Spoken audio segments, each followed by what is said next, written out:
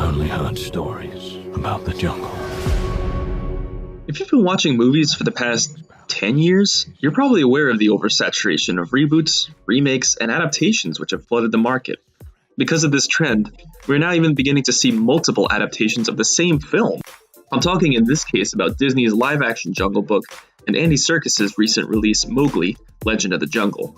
Same characters, same setting, slightly different story. It hasn't even been 5 years since the last version had come out. Why did Andy Serkis decide to make this movie? I'm going to give you guys a quick rundown about what makes Mowgli stand out, what holds it back, and whether or not it's really worth checking out.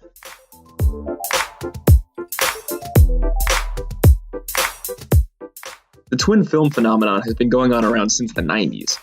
Call it bad timing, call it studios riding on trends, or whatever, honestly. But I think the story behind Mowgli is actually a little different than these. Mowgli is directed by Andy Serkis.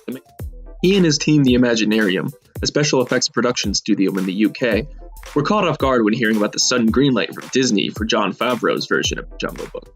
Suddenly it became a race for Serkis, and ultimately his version took longer to lift off the ground. Mowgli released in select theaters this past November, but it later went on to quickly make its way to Netflix a few weeks ago, ensuring a wide audience would see it.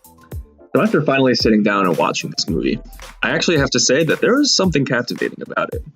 The biggest thing that differentiates this film from the 2016 remake is the character design, which takes a much more artistic and stylized approach than the Disney version.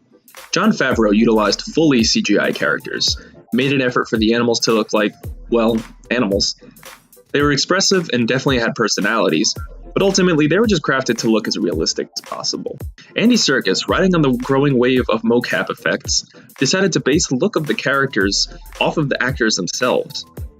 At first, I was honestly a little unnerved by this decision, as some of the characters fell pretty deep into the uncanny valley at certain moments. But after a while, I actually got pretty used to it. Beyond the animation being incredibly detailed, the characters in Mowgli felt more unique and distinguishable than those in the 2016 version. There's definitely a grittier aesthetic to his characters versus the fluffier, more lighthearted Disney ones. Whereas Disney based their 2016 remake off of the 1967 film by Disney, Serkis decided to return to the original source material. His story follows closer to the original Jungle Book, published by Rudyard Kipling in 1894. This version dives much deeper into themes of alienation, ideas of social reform, segregation, and even philosophical inquiries as to what separates man from animal. Because of this, there are moments in Mowgli that were shockingly dark. Many of the characters feel much more grounded and less whimsical.